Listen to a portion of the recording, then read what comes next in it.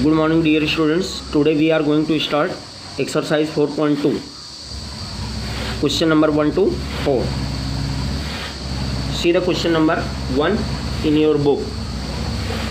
Your question number 1 is, which one of the following options is true and why?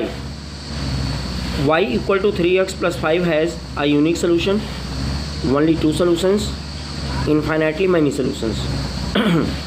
तो कोई भी equation अगर single equation है two variable की y equal to 3x plus 5, तो इसका मतलब है कि उसमें there will be infinite number of solutions, because for many values of x we can find the many values of y. Suppose that x equal to हमने यहाँ 0 put किया तो 3 0 0 प्लस 5 यानी 5 आ गया, यानी y इक्वल टू 5 आ जाएगा. यानी x equal to 0 के लिए y इक्वल टू 5 आ गया. ऐसे ही x इक्वल टू 1 रख दो तो 3 1 3 प्लस 5 8 आ जाएगा, y इक्वल टू 8 आ गया. यानी for x equal to 1 there will be y equal to 8. इसी तरीके से x की डिफरेंट वैल्यूज़ के लिए y की डिफरेंट वैल्यूज़ आएंगी और इसकी कोई लिमिट नहीं है कि how many values we can find. तो it means there will be infinitely many solutions. तो see the solution.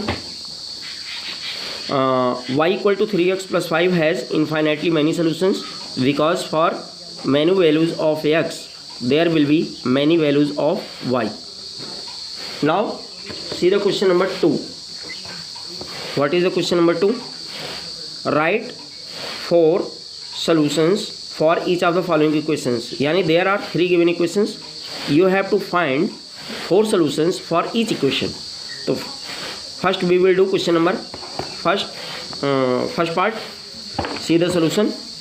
The given equation is 2x plus y equal to 7 implies that y equal to 7 minus 2x. यानी y की value x के format में आ गई. अब हम x की values इसमें रखते जाएंगे और y की फाइंड करते जाएंगे और ये आपके सोल्यूशंस आते जाएंगे. तो if x equal to 0, y equal to 7 minus 2 into 0 equal to 2 0 0, तो 7 minus 0 equal to 7. Similarly here if x equal to 1, y equal to 7 minus 2 into 1, 2 into 1 2 और 7 minus 2 5. If x equal to 2, y equal to 7 minus 2 2 4 3. If x equal to 3, y equal to 7 minus 3 to the 6 equal to 1. Hence 4 solutions are 0 7 1 5 2 3 and 3 1. It is your answer. Similarly we can do its second part and third part. तो second part में आपका pipe format में है तो pipe format में answer आएगा, तो इसलिए इसमें कोई चिंता की बात नहीं है. You can do it. Now we have to see the question number 3. What is question number 3? Check whether the following are solutions of the equation x minus 2y equal to 4 and which are not. यानी इनमें से कौन सा इस given equation का solution है और कौन सा नहीं है. यहाँ पे क्या है 0 2, यानी x equal to 0 and y equal to 2. तो इसको आपको यहाँ पे पुट करना है x और y की प्लेस पे. अगर लेफ्ट हैंड साइड और राइट हैंड साइड इक्वल आ जाता है इसका मतलब है it is the solution of this, otherwise not the solution of this equation. तो इस तरीके से you can check it. See the solution. Question number 3 first part. Given equation is x minus 2y equal to 4 और first part में value है आपकी x equal to 0 और y equal to 2, जिसको चेक करना है कि ये इस इक्वेशन का सोल्यूशन है कि नहीं.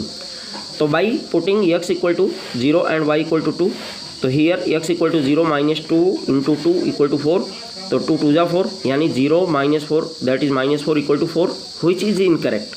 क्यों? माइनस 4 इक्वल टू 4 ये कभी हो ही नहीं सकता है. अगर ये करेक्ट नहीं है, इनकरेक्ट है, इसका मतलब है hence 0 2 is not the solution of given equation. Similarly third part. Given equation is x minus 2y equal to 4, putting x equal to 4 and y equal to 0, यानी 4 0 को हमें चेक करना है. तो x is 4 and y is 0, तो putting it 4 minus 2 into 0 equal to 4, तो it will be 4 equal to 4 which is correct, क्योंकि 4 equal to 4 correct है, दोनों आपस में इक्वल है. Hence 4 0 is the solution of given equation. It is your solution. Now see the question number 4. Question number 4 क्या है?